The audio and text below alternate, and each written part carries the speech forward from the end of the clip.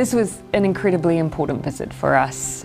We have a long history in our relationship with China, and it is a strong relationship. And this was a personal opportunity for me to continue to strengthen that relationship. And it covers trade, but actually the people-to-people exchanges are really important for us. This year is the China-New Zealand Year of Tourism, and that was launched officially only a couple of days ago. And one of the things that we discussed in our meetings today was really that opportunity for tourism to grow even further, but to continue to have that people-to-people exchange, because that builds our understanding of one another, our experiences, just seeing the culture and the life that both for New Zealand visitors into China and China into New Zealand.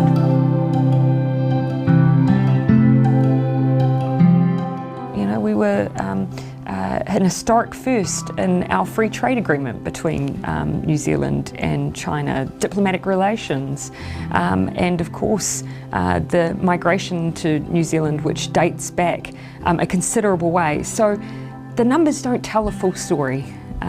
They're only one part of our relationship, and there is significant potential there. So we're looking forward to concluding our free trade agreement upgrade with both a focus on hastening that process, but these are all, I think, symbolic of the breadth of the relationship that we now have.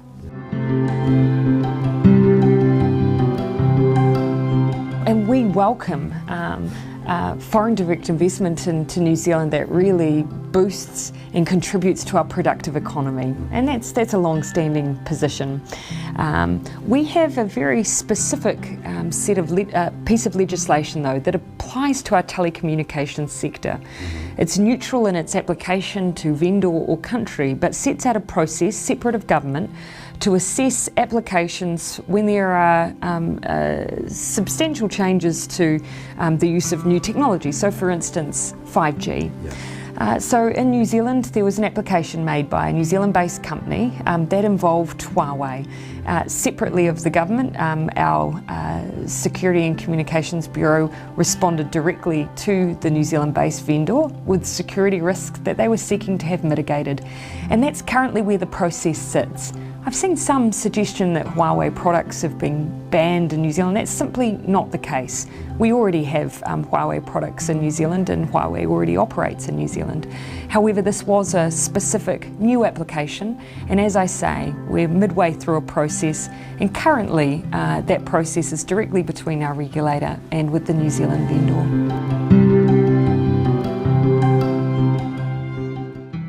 No. In fact, New Zealand stands very firmly and proudly on an independent foreign policy.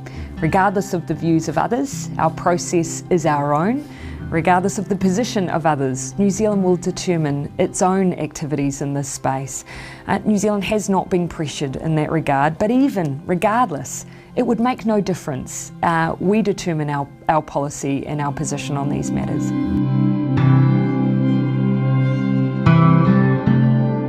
My focus also was very singular, to ensure the safety of the New Zealand public, to respond to any gaps that there existed in our gun laws in particular, to ensure that safety, and to defend New Zealand's position as an inclusive, compassionate country.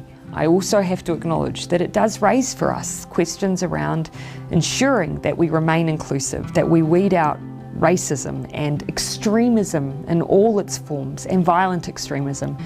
That is a period of introspection that we of course are going through and will continue to go through. And I know that although I may not have all the answers now, it's incumbent on me that I do.